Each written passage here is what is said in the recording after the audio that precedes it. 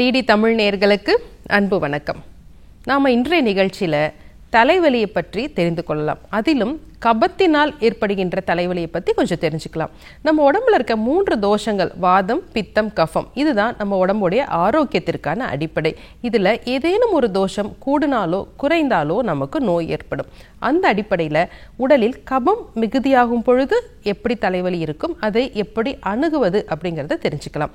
கபம் அப்படின்னாலே நம்ம எல்லாருக்கும் தெரியுது, நம்ம நெஞ்சில் சளி பிடிச்சிருச்சுன்னா அதை கபம்னு சொல்வோம். அதே போல தாங்க உடம்புல கபம் அப்படிங்கிறது ஒரு மந்தத்தன்மை கொடுக்கக்கூடியது. நம்ம உணவில் அதிகமான தயிர் சேர்த்து சாப்பிட்றது, அதற்கப்புறம் ஐஸ்கிரீம்ஸ், குழந்தைங்க ரொம்ப விரும்பி சாப்பிடுவோம் ஐஸ்கிரீம் சாப்பிட்றது, எப்பவும் நம்ம ஏர் கண்டிஷன்லேயே வேலை பார்க்குறது, தலைக்கு குளித்துட்டு ஈரத்தோடு இருக்கிறது, இப்படி குளிர்ச்சியானதையே நம்ம திருப்பி திருப்பி செஞ்சிட்ருக்கும் பொழுதோ, அல்லது உணவில் அதிக எண்ணெய் பசையுடைய உணவுகள், அதாவது நெய் நிறைய சேர்த்து சாப்பிட்றது, எண்ணெய் நிறைய சேர்த்து சாப்பிட்றது, பசிக்காமல் நம்ம சாப்பிட்டுட்டு இருக்கிறது, இப்படி உடம்பை கனமாக்குறத கனத்தன்மை, சில பேர் சொல்லுவாங்க எனக்கு உடம்பு ஹெவியாக இருக்குங்க டாக்டர்னு சொல்லுவாங்க. இப்படி கனத்தன்மை கூடும் பொழுது உடலில் கபம் அதிகரிக்கும். இந்த கபம் அதிகரிக்கும் பொழுது அங்காங்கே தேங்கும். எடுத்துக்காட்டாக பார்த்தீங்கன்னா நம்ம கழுத்துக்கு மேலே இயற்கையாகவே கபத்தின் தன்மை அதிகம். எப்படி அப்படின்னா நம்ம தொப்புளுக்கு கீழே வாதத்தின் தன்மை அப்படிங்கிறது ஒரு இயற்கை. அதே மாதிரி தான் நம்ம நெஞ்சு பகுதியிலும் கழுத்துக்கு மேலேயும் கபத்தின் தன்மை அதிகம். அப்போ இந்த தனிநபர் எப்பொழுதும் குளிர்ச்சியான உணவே சாப்பிட்டுட்டு இருக்காருன்னா உடம்புல கபம் அதிகரிக்கும். அது சளியாக நமக்கு கோர்த்துக்கொள்ளும். இதோட தொற்று கிருமிகள் வரும் பொழுது நமக்கு இன்னும் அதிகமாகும். அப்போ இந்த கபத்தினால் ஏற்படுகின்ற தலைவலி எப்படி இருக்கும்னா, எப்பொழுதும் தலை பாரமாக இருக்கும், தலையில் அதிகமான வெயிட் வச்ச மாதிரி இருக்கும். ஒரு ஈரத்துணியை தலையில் நம்ம சுற்றி இறுக்கி கட்டினா எப்படி இருக்குமோ அது மாதிரி இறுக்கமும் பாரமும் இருக்கும். இதற்கு கூட பார்த்தீங்கன்னா அவங்களுக்கு ஒரு வாந்தி வருகின்ற தன்மை இருக்கும், பசி எடுக்காது, கண்களில் அரிப்பு இருக்கலாம், காதுகளில் அரிப்பு இருக்கலாம், மூக்கடைப்பு, நெஞ்சு சளி, இருமல், அந்த இருமலோட கொஞ்சம் சளியும் சேர்ந்து வரும்.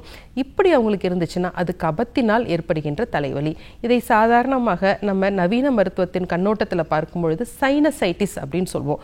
ஒரு சிலருக்கு பார்த்தீங்கன்னா அந்த நேசலில் பாலிப் அப்படின்றது இருக்கும், அவங்களுக்கு எப்பொழுதுமே சைனஸ் இருக்கும், குனிஞ்சு நிமிர்ந்தா தலை சுத்தல் இருந்துக்கிட்டே இருக்கும்.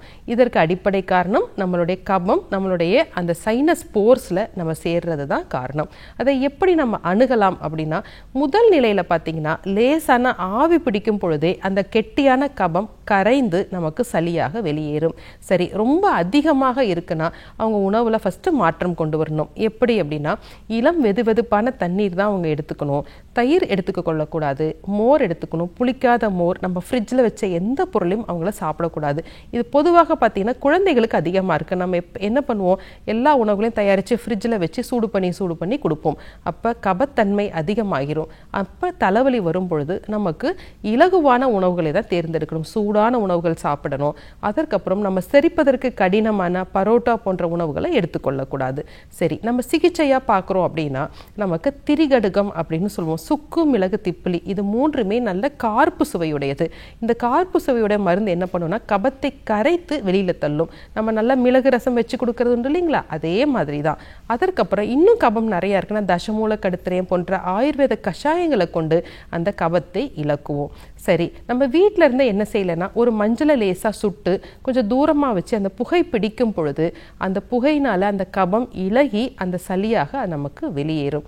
அதன் பிறகு ரொம்ப அதிகமாக இருக்குது அப்படின்னா ஆயுர்வேத சிகிச்சைகளில் நஸ்யம் அப்படிங்கிற ஒரு ஆயுர்வேத சிகிச்சை இருக்குது. நஸ்யம் என்றால் மூக்கில் மருந்திடுதல். நம்ம கற்பூராதி தைலத்தை லேசாக உடம்புல தடவி முகத்தில் தடவி மசாஜ் பண்ணி ஆவி பிடித்து இந்த அணு தைலம், ஷட்பிந்து தைலம் போன்ற நஸ்ய சிகிச்சை பண்ணும் பொழுது இந்த சைனசைட்டிஸ், கபத்தினால் வருகின்ற தலைவலியை மிக நன்றாக நமக்கு கட்டுப்படுத்த முடியும். நொச்சி இலை போட்ட தண்ணியில் நம்ம கொதிக்க வச்சு இளம் சூடாக குளித்தாலும் தலையில் தேங்கியிருக்கின்ற கபம் குறைந்து நல்ல தலைவலி நமக்கு குறையும். சரி நேயர்களே, இன்றைக்கு கபத்தினால் ஏற்படுகின்ற தலைவலியும் அதற்கான சிகிச்சை முறைகளை பற்றியும் தெரிந்து கொண்டோம்.